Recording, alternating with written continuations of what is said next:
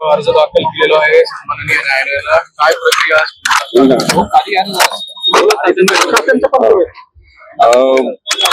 ज्या पद्धतीचे वक्तव्य बलात्कारग्रस्त मुलीबद्दल केले जात आहेत हे अत्यंत असंवेदनशील आहे। काहीतरी खळबळजनक बोलायचं याचा उद्देश ठेवून खोटी विधानं केली जात आहेत, दिशाभूल केली जात आहे। तपासामध्ये खरं तर हा अडथळा आहे, पोलिसांनी अशा लोकांवर कारवाई करायला पाहिजे।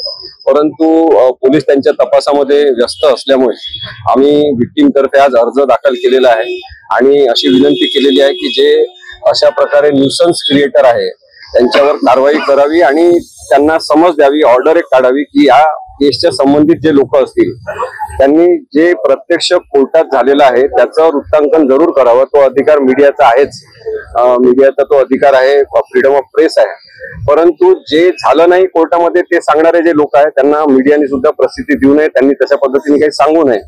दुसरं काही राजकीय लोक जे आहेत ते अत्यंत बेताल अशी विधानं करत आहेत। आता खरं बेताल विधानं करणारे राजकारणी कोण आहेत असं आपण म्हटलं तर कदाचित बोटावर मोजण्या एवढेच लोक उरलेले आहेत आणि त्यामुळे सगळेच जण बेताल बोलायला लागले आणि ते सुद्धा बलात्कार झालेल्या मुलीबद्दल जी न्यायासाठी इथे उभी राहिलेली आहे हिमतीने, तिची हिंमत तोडण्यासाठी जे काही वक्तव्य केले जातात ते सुद्धा चुकीचे आहे। जे राजकीय नेते आहेत किंवा इतर कोणी लोक आहेत ते केवळ सामान्य माणसं आहेत, निर्णय हा न्यायालयामध्ये होणार आहे।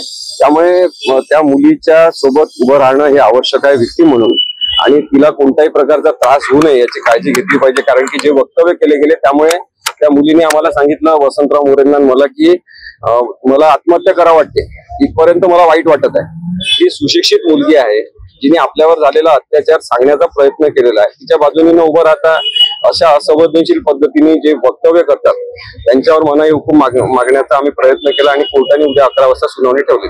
मेहरबान कोर्टापुढे ज्यावेळेस सुनावणी झाली, संशयित आरोपीला अटक केली गेली, 7,500 रुपयाचा विषय जो आहे तो कोर्टासमोर न मांडता काही वकिलांनी ते मीडिया समोर मांडला आणि त्यामुळे तरुणीची बदनामी होती।